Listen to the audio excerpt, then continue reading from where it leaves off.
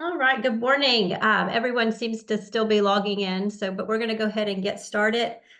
Before I introduce myself and the program for today, I see a lot of you are asking in the chat or in the Q&A area. This is not a continuing education program. This is an informational webinar. We will be recording the program today, and then we will be redistributing it after we conclude. So hang tight with that. You don't need to be on camera. You don't need to sign in. We just want you to listen in and participate in that regard. So good morning. I'm Rita Blevins, the Director of Professional Development for HAR. And thank you for joining us for this important webinar. I hope that you're all doing well since the storm came through and that everybody has power restored and is safe and sound. As far as this information today, we know that change is hard, but we here at HAR are doing everything we can to make it as easy on our members, you guys, as possible. We want to make sure that you have the information you need to be able to continue to conduct your business in a seamless way. This is our second member-wide webinar covering these changes. And many of you have been participating in the classes, but these are the updates that have been changed, the updates and changes since the first webinar. So you're all being presented with the most current details. Please remember, though, that this is an ever-evolving situation. So we will continue to do our due diligence to keep you all informed. So I just ask that you guys stay up to date and participate and engaged with the information that HAR is pushing out, because we will do our side to make sure that we're getting you guys access to the best information and the most current. During this webinar, you're going to hear an overview of both the changes that will be happening and the timeline for implementation. We're going to have a legal update from HAR Legal Counsel Grant Harpold. HAR MLS Project Manager Nathan Goebel will talk about the changes that you will see in Matrix and elsewhere. And then finally, Texas Realtor Senior Instructor and Educator Extraordinaire, Mishka Gilroy, will give an overview of the biggest changes to existing forms and some new forms that have been introduced. Just a few housekeeping notes. This webinar is being recorded, so all of you will receive the recording shortly after we conclude. We're going to also house the recording on our HAR TV YouTube channel alongside the previous webinar that we hosted.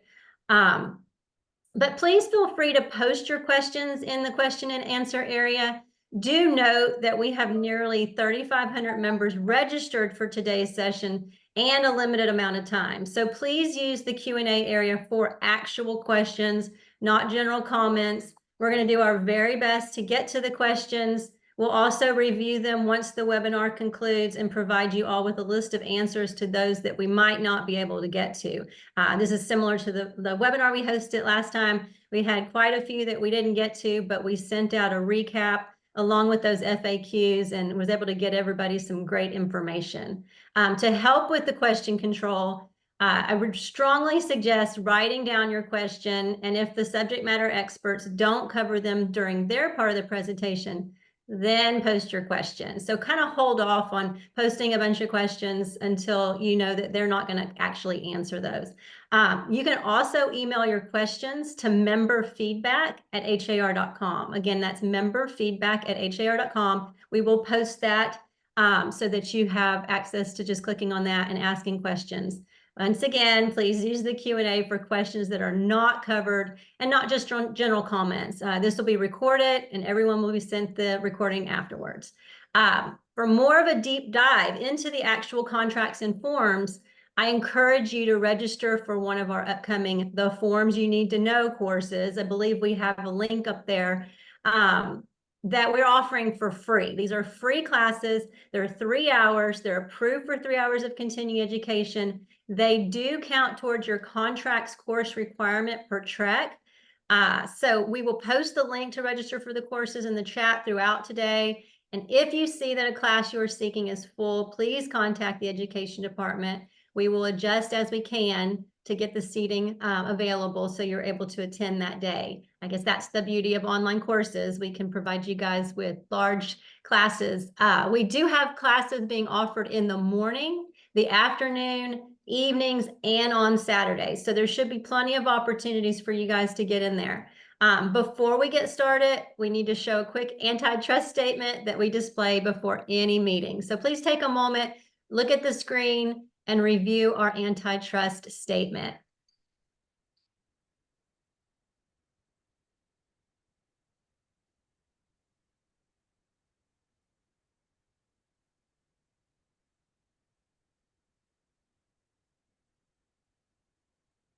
All right, I hope you guys are all have already reviewed that and you're ready to go. So let's get started with Grant. Grant, you ready? I'm ready. Rita? Yep. You ready? Ready. All right. Go.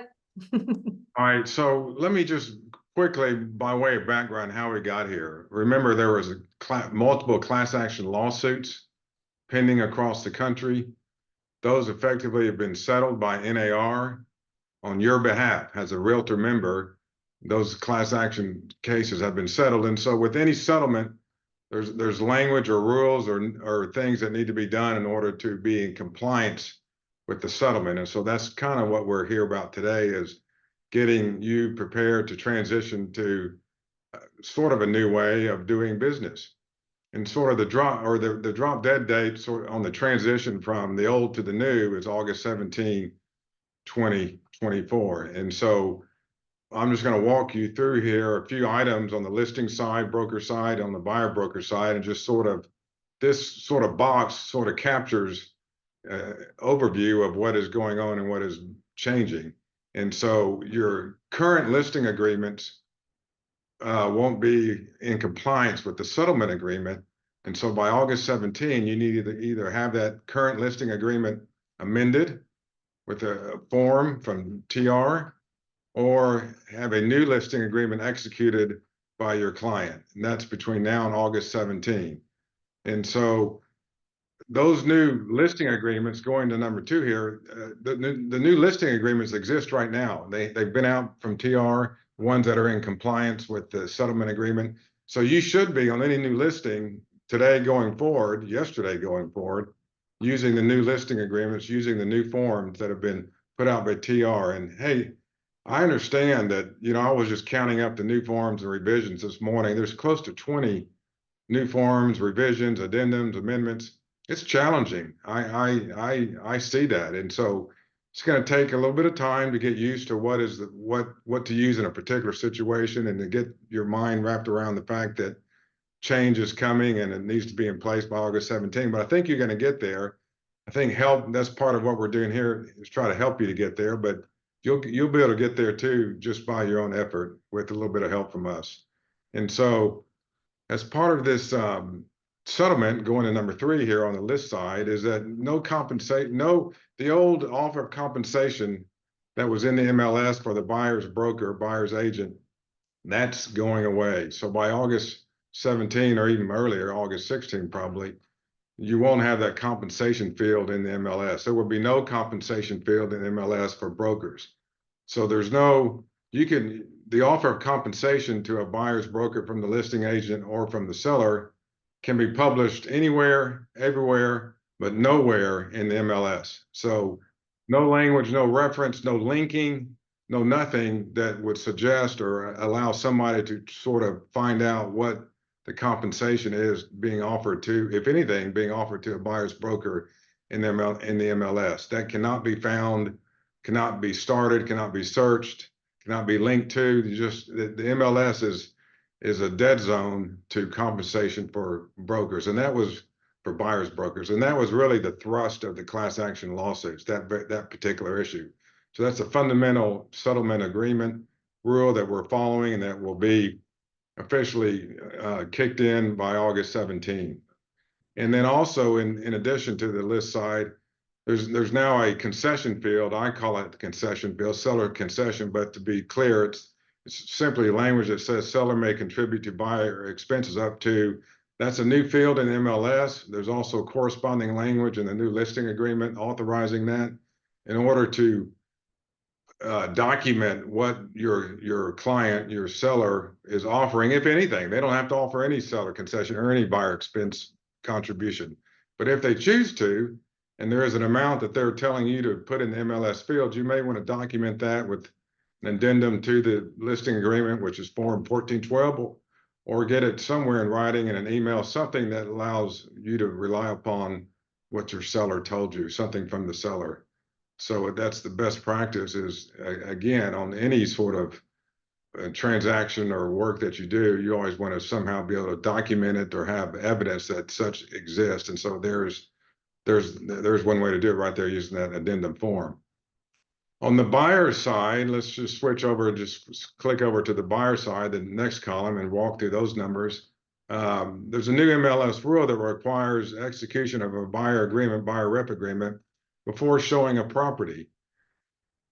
And so that means before showing a property. I mean, it means what it says, and that means whether physically or personally, or whether virtually. So you can't go out there and videotape it and show it virtually. That would be without the buyer's rep agreement. And so that's an MLS rule. That's a rule that came out of the settlement, and so it's in place. And it again, that all of this starts kicking in on August 17th. And so going to the next one, the buyer agreement, and let me just back up also. On the forms, there's new forms, and you should be using, again, you should be using the new forms. There's a short form and a long form from TR on buyer representation. And you should start using those yesterday, at least today, and going forward. And so within the form, you will need to detail how much you're being paid, and that needs to be clear. And the form is set up that way, so that language is met. You know, all of this again on your existing, if you have an existing buyer's rep agreement, similar to the listing agreement issue, you need to get it amended to be in compliance by August 17, or just simply have your client, your buyer client, sign a new one. So that, again, that is August 17, drop dead date as far as being in compliance, you as a realtor being in compliance with the realtor settlement. Also, going to number 4 here on my list, there are multiple forms you can look at. I have them listed here that identify or can help you identify what, if anything, is being offered and agreed to between you and the listing broker, or you and the seller, as to compensation to the buyer's broker. That's going to require an addendum to the contract, a side agreement, something in writing evidencing that agreement, if any. If there's anything being offered, there may not be anything being offered.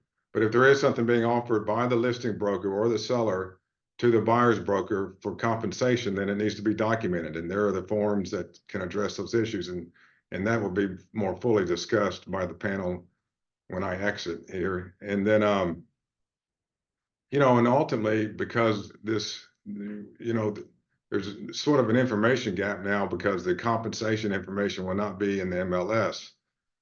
And so to find out that information, at least initially, it's just simply, you're going to have to reach out and contact the listing agent and find out what, if anything, is being offered. There's no requirement. Remember this, everyone. There's no requirement of your seller, and don't tell your seller this. There's no requirement that the seller has to offer anything to the listing broker. There's no requirement, or excuse me, to the buyer's broker. There's no requirement.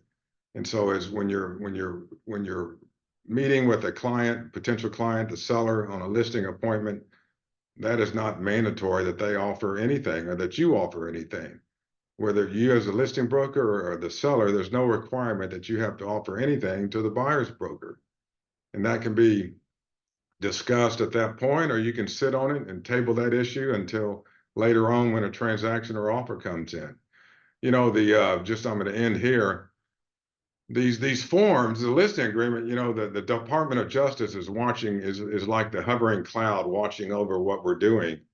And so there is pure evidence out there that the DOJ does not like the fact that there's still being compensation offered in a listing agreement, meaning that the parties in a listing agreement are already predetermining what they might offer to a buyer's broker by filling in the form. And so the DOJ has voiced some opinion about that being still not fair to the consumer, to the seller consumer, and not competitive on the buyer's end.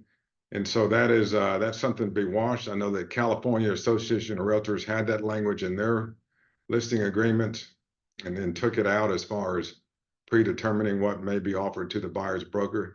So I leave you with that this is a lot of this, we're all transitioning, including the government, as to how all this works out. And so that's something to keep watching. But in the meantime, the forms are there. Use what TR has, and we'll make it through all of this. And I think I'm done, and I'm All going to kick right. it. Yeah. Yeah, I think we're able to go through these questions that you guys have asked. Just a reminder, give the presenters a chance to kind of go through their presentation, and then if they don't cover those questions, then feel free to post them. So Nathan, you ready? I'm loading up my PowerPoint right now. Okay, take it away. Okay, so Grant did a great job in covering, how we got here and the fundamental changes that are occurring. Going specific to the MLS, there are three major changes that are occurring. The offers of compensation will be removed from the MLS. Buyers will now be required to have a written buyer agreement before you show a property that is for sale. And the MLS is adding a new field. Seller may contribute to buyer expenses up to a specific amount. In the offer of compensation being removed from the MLS, there will be no mention of compensation allowed in the MLS.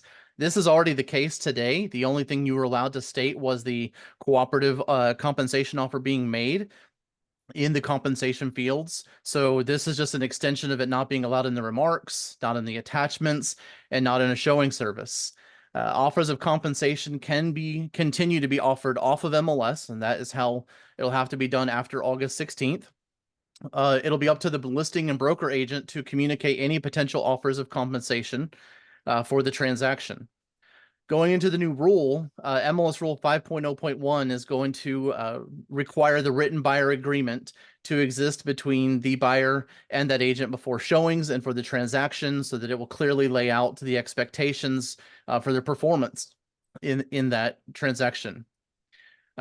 Finally, a written buyer agreement is needed before you show a property that is for sale. Specific items, you could use the TAR form 1501, which is the long form, or the 1507, which is the short form. For an open house, if you're accompanying a buyer to the open house, you'll need a written agreement. For the agent hosting the open house on behalf of the seller, you do not need a buyer agreement as the host. MLS will be responsible for enforcing this new rule as we do for listing agreements today. So if there is a complaint that's filed, we will be requesting a copy of your 1501 or 1507 or a form that closely matches that. And this requirement for a buyer agreement does not apply to leases. Going into the new field, this new field was added on July 9th. It's the seller may contribute to buyer expenses up to a certain amount. This is to complement the existing value we had that said seller will contribute to buyer's closing cost in the financing considered field. This field indicates the seller's willingness to consider contributing towards a buyer's expenses. It is not intended as a replacement for the compensation field. It is non-binding. It's negotiated as a part of the final contract.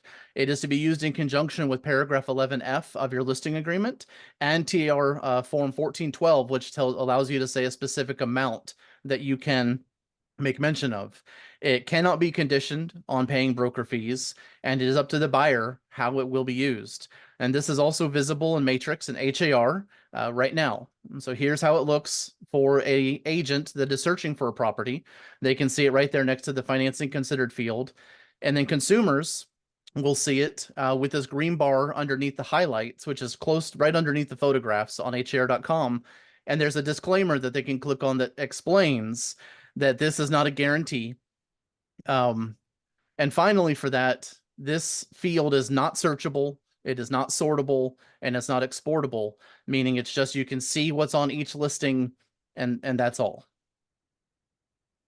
And that is the update for the MLS. I now kick it over to Mish to give us the meat of this presentation. All right, so I thought I was bringing those, but if it's a steak, it's a steak. So here we go. Here's my presentation being shared now. And I should make it clear that this is a little bit of a sneak peek of the 3-hour class we're going to have today, starting at 1 o'clock. And before we dive too deeply, Mary Angie, I know you posted in the chat the link for class, but if someone joined after you posted the link, they wouldn't see it. Would you mind reposting so they can see where the courses are and register for class? So let me go ahead and move forward. One of the things that Rita said when she started this webinar is how fluid all of this truly is. We can teach you something this week, and somewhere before August 17th, something may have changed.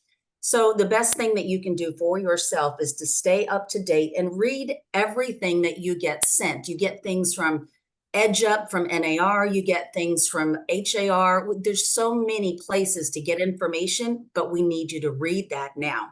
So the next thing to share with you is this, and you might as well take a picture of this now, because we can tell you with class sizes as large as 350 people, there's no way we can answer everyone's question. I mean, absolutely no way.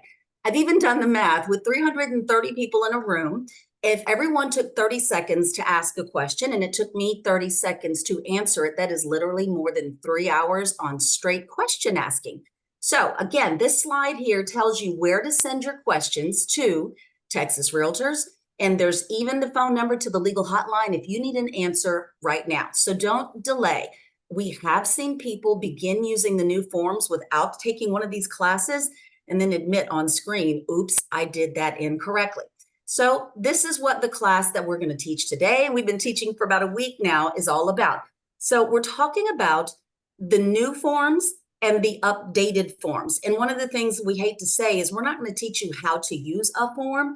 The courses are to expose everyone to the changes in the forms, and then we will explain the 3 new forms to you. We won't be talking about anything TREC related because this is not a TREC issue. TREC is looking at whether or not they want to update their forms, but this is a Realtor issue right now. And then finally, the MLS rules will come up throughout the class, the same things that Grant and Nathan both brought up, some of the things Rita mentioned, they're sprinkled all through the class.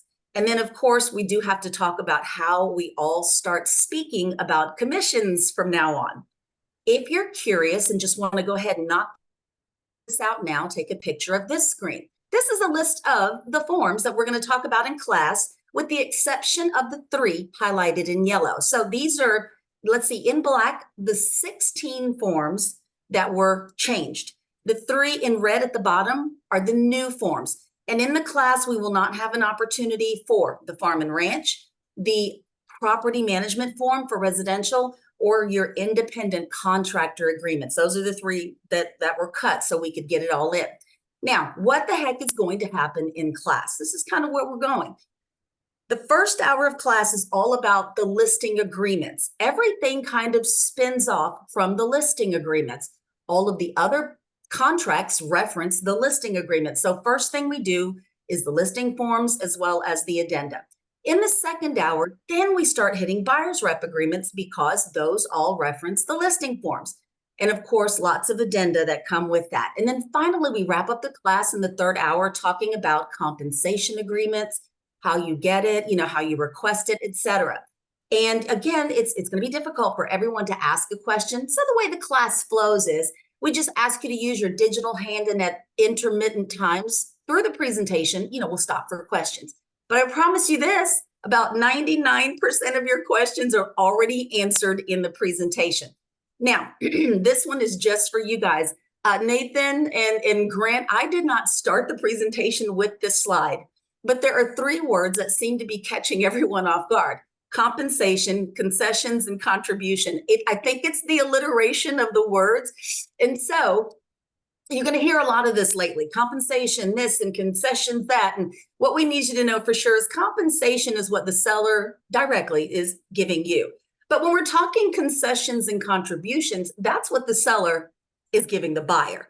And when we go through the classes, some people kind of, flub these words. So this is something you can definitely use even in your own offices. So what's the class going to look like? Here's a little sample. We'll tell you the form you're looking at. Here's 1101. This one is your exclusive right to sell. It's your listing agreement. So what we do in the class is we're not going over every single page, but we are showing you the major changes. So for those of you who have not seen this yet, take a peek here. Let me go ahead and get my teacher's ink pen up and ready to go. We're going to break this down into small pieces in the class, but I'm just showing you the big piece here. So we talk about the fact that this lovely statement is everywhere. Now, don't get me wrong. This statement that says that broker compensation is not set, it's not fixed, it's not suggested, recommended, or controlled by any MLS, by NAR, that's not new. That has always been in our forms, but we have moved it up. It is more prominent. You can see it easier. So this is a conversation seller between you and I. And then there are new directions right here that tell you, go look at paragraphs 5A and 5B and make a choice. So what are the choices? Take a look, y'all.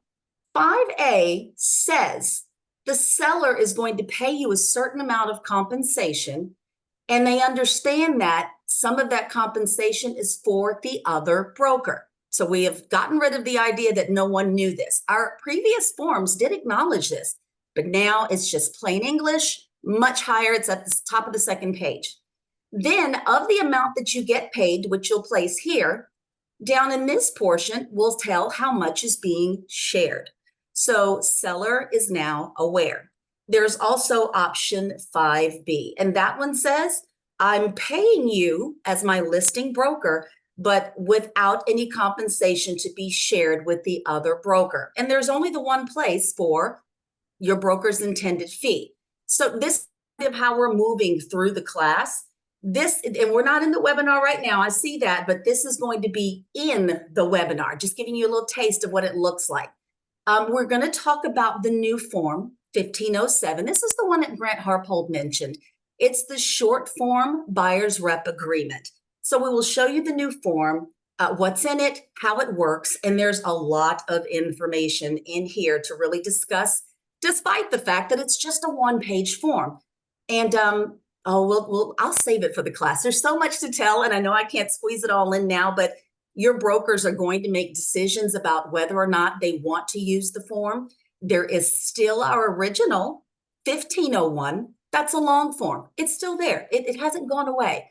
But you're going to now have to make decisions in-house. Do we use a long form exclusively? Are we going to incorporate use of the 1507? Or are we going to ban use of the 1507? We don't know. The other one that comes up now is the old registration agreement between broker and owner. So perhaps you are working with a buyer, but they're purchasing from a FSBO, a for sale by owner, someone who's selling their own property. Well, we need you to make sure that you get your money. So this is an agreement. Take a look up at the top. It used to be called a registration agreement. Now we've made it ultra clear. It is the compensation agreement between you and the seller. And so we'll go over this one in the class as well, but there's one more thing to show you, and that's this one. It's one of the most important forms here because this is about your compensation. So it's nicknamed the MLS replacement. This is kind of what people are saying now. Now, this form is not new. It has always been around. Many of you have called it the ABB, the agreement between brokers. It used to be called a registration agreement, but now it is called compensation, just to be clear. And what we want you to know in class, and there's going to be so much more, is it says that this form is coming out of the shadows and it is coming up into the light. Because the MLS is not your safe haven anymore for discussing how much you're getting paid, those unilateral offers of compensation, they're not in there anymore. So you're going to need to do something to get it down in writing, get it on paper. So to the person who asked the question in the chat, you can use this, but there is also a compensation form specifically for residential leases as well. So to the person who asked that, if you want to use it, you can. But we just need you to know there are going to be lots of changes discussed. And when you join up for class, we're going to send you a little pamphlet so that per form that we discuss, you make the notes. But we're going to get you taken care of and handle all your needs. We just want everyone to know that moving forward without having this information is a risk to you as well as to your clients. There's one more thing to share. The slide's not on the screen, but for those of you who are in contract right now, if you are in contract and it does not finish until after August 17th, you're fine. You're in contract. If you are working with people that are still on listing agreements and representation agreements, and there is no contract before our August 17th date, you're probably going to need to convert these people over to the new forms, or like Grant said, use that addendum. So the question just becomes, are we still in representation phase, or are we actually in contract? There's more to this in the class, but that's probably one of the bigger things folks need to understand. Don't go back and worry folks by changing existing contracts. We all signed under the agreements that were in those representation forms. I hope I said that right, Grant. That's about it for my portion of the presentation. Thank you so much.